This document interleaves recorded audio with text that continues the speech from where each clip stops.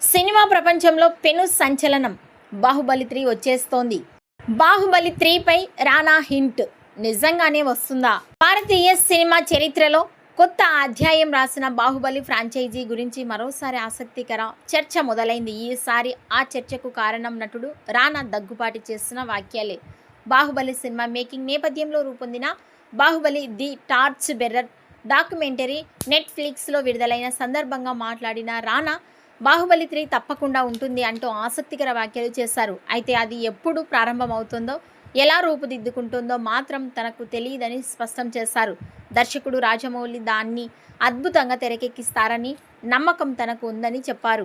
అయితే ప్రస్తుతం రాజమౌళి మహేష్ బాబుతో భారీ పాన్ వరల్డ్ చిత్రాన్ని తెరకెక్కిస్తున్నారు. ఆ సినిమా పూర్తయ్యాకే బాహుబలి 3 పై ఎలాంటి నిర్ణయం వచ్చే అవకాశం ఉంటుంది. ఇప్పటి వరకు చిత్ర బృందం నుంచి అధికారిక ప్రకటన లేకపోయినా రానా మాటలు మాత్రం అభిమానుల్లో కొత్త ఆశలను రేకెత్తించాయి. నిజంగానే బాహుబలి 3 రూపుదిద్దుకుంటుందా, లేక ఇది కేవలం ఒక సంకేతమా అన్నది కాలమే సమాధానం చెప్పాలి. ఈ వీడియోపై మీ అభిప్రాయాన్ని కామెంట్స్ రూపంలో తెలియజేయండి.